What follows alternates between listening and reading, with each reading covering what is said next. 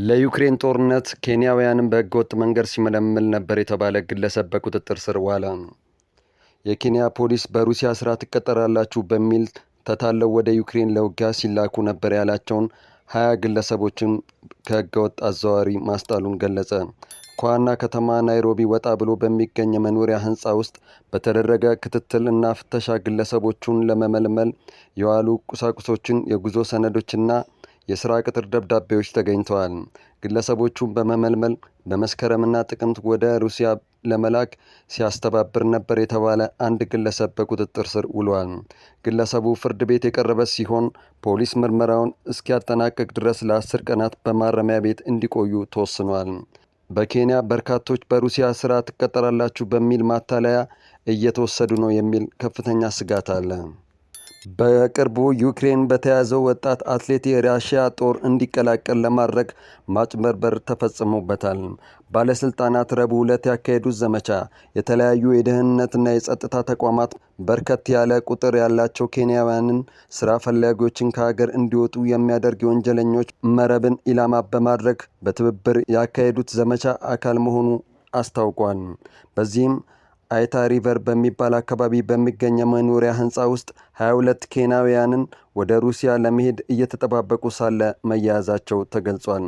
ፖሊስ ሚስጥራዊ የሰዎች ዝውውር ድርጅት ኬንያውያኑን ወደ ሞስኮ ስራ አስቀጥራቸዋለሁ በማለት የሩሲያ ጦር በዩክሬን ለሚካሄደው ጦር እየላከ ነው ብሏል።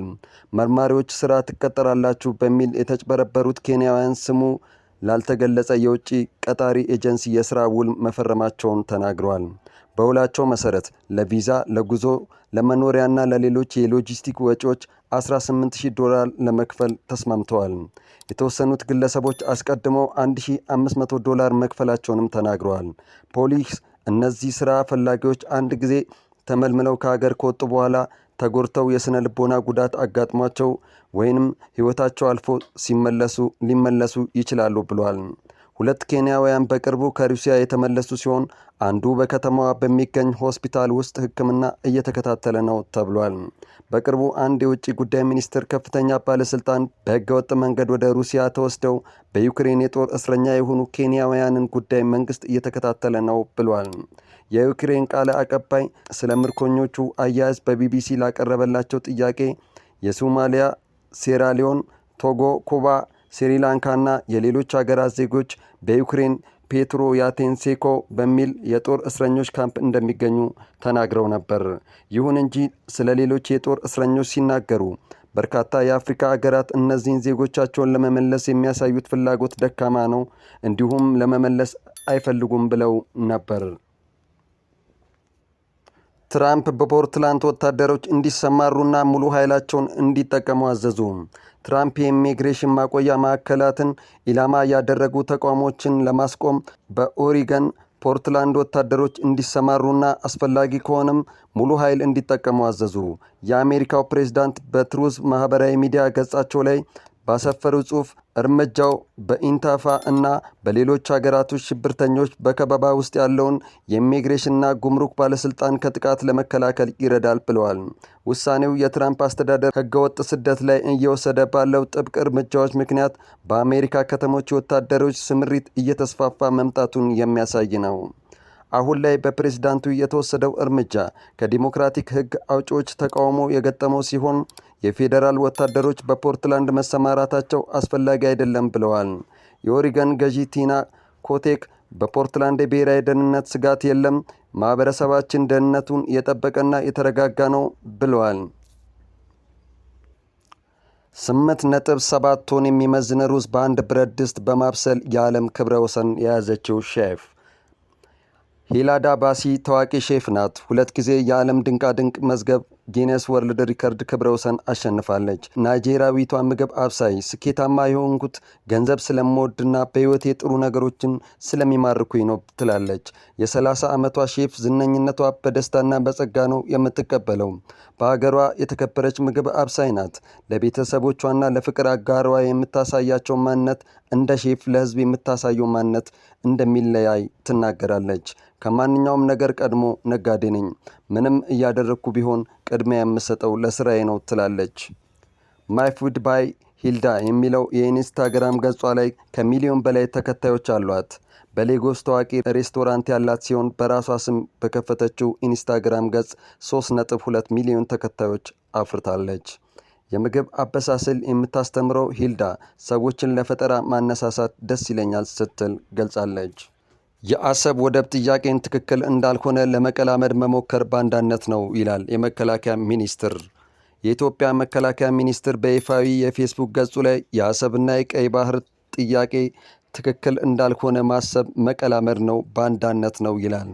ሚኒስትር መስሪያ ቤቱ ቅዳሜ መስከረም 17 2018 ዓ.ም ወደንና ፈቅደን ስለምንሞላት ኢትዮጵያችን ጠንቅቀን እናውቃለን በሚል ርዕሱ ባሰፈረውና በፌስቡክ ገጹ ላይ ባጋራው መልእክት የቀይ ባህርና የአሰብ ጉዳይ ከ3 አስርት ዓመታት በላይ የኢትዮጵያችን ህመም ሆኖ የታላቅ አገርነቷ ክብር አሳንሷል። የጂኦ ፖለቲካ ብሔራዊ ወሳኝ ጥቅሟን ቀምቷል ብለዋል። የኢትዮጵያ ብሔራዊ ጥቅምን ስለማረጋገጥ የሚያትተው የመከላከያ ሚኒስቴር መልእክት የኢትዮጵያ ወታደሮች የቀይ ባህርን ጥያቄ በዓለም አደባባይ በይፋ መጠየቁ በታላቅ ደስታ ስሜት ተሞልተን ነው የምናቀርበው ብሏል። የመከላከያ ሚኒስቴር በይፋዊ የፌስቡክ ገጹ ላይ ባጋራው መልእክቱ ለኢትዮጵያ ብሔራዊ ጥቅም መረጋገጥ የትኛውንም መስዋዕትነት ለመክፈል ለሰከንድ እንደማያቅማማ ገልጿል። በመሆኑም የቀይ ባህር ብሎም የአሰብ ወደብ ጥያቄም በየትኛውም መነጽር ትክክል እንዳልሆነ ለመቀላመድ መሞከር ከባንዳነት ውጪ አንዳችም ውሃ የሚያነሳ አመክንዮ ሊኖረው አይችልም ሲል መከላከያ ሚኒስቴር መልእክቱን አስተላልፏል። ጠቅላይ ሚኒስትር አብይ አህመድ የህዳሴ ግድብ መጠናቀቁን አስመልክቶ በብሔራዊ ቴሌቪዥን ባስተላለፉት ውይይታቸው ላይ ቀይ ባህር ከ30 ዓመት በፊት በኢትዮጵያ እጅ እንደነበረ ጠቅሰው ስህተቱ ነገ ይታረማል ማለታቸው ይታወሳል። ጠቅላይ ሚኒስትር አብይ በዚህ ውይይታቸው ላይ ቀይ ባህር እኮ የዛሬ 30 ዓመት እኛ እጅ ነበር። ቀይ ባህር የዛሬ 30 ዓመት የትናንት ታሪክ ነው። የተፈጠረው ስህተት ትናንትና ነው፣ ነገ ይታረማል። ብዙ ከባድ አይደለም ነበር ያሉት ጠቅላይ ሚኒስትር አብይ አህመድ ጳጉሜ 4 2017 ዓ.ም በተመረቀው የኢትዮጵያ ህዳሴ ግድብን ግንባታ ዙሪያ ባደረጉት ውይይት ላይ የሺህ ዓመታት የአባይ ታሪክ እንደተቀየረው ሁሉ ኢትዮጵያ በባህር በር ያጣችበት ሁኔታም እንደሚስተካከል ተናግረዋል። ኢትዮጵያ ባለፈው ሳምንት ለ66 ከፍተኛ ወታደራዊ መኮንኖች ወታደራዊ ማዕረግ እድገት የሰጠች ሲሆን ይህንን በማስመልከት ለኢትዮጵያ የዜና አገልግሎት ማብራሪያ የሰጡት የሚኒስትሩ ቃል አቀባይ ብርጋዴር ጀነራል ጌትነት ሰራዊት እንደ በውሃ የመጠቀም መብትና የወደብ ጥያቄ ያሉ ብሔራዊ ጥቅሞችን በማስከበር ሂደት ውስጥ ሊከሰት ስለሚችል የደህንነት አጣብቂኝ መዘጋጀት አለበት ብለዋል። ኢትዮጵያ ነጻነቷን ስታገኝ ከቀይ ባህር የተነጠለችው ኢትዮጵያ ከጥቂት ዓመት በፊት ጠቅላይ ሚኒስትር አብይ ኢትዮጵያ በቀይ ባህር በኩል የባህር በር የማግኘት ፍላጎት እንዳላት ይፋ ካደረጉ በኋላ በኤርትራ በኩል ስጋት ተፈጥሯል። ጠቅላይ ሚኒስትር አብይ አህመድ ስለ ባህር በርና ስለ ወደብ ያሳዩት ፍላጎትና ያደረጓቸው ንግግሮች የኤርትራን ባለስልጣናት አላስደሰተም።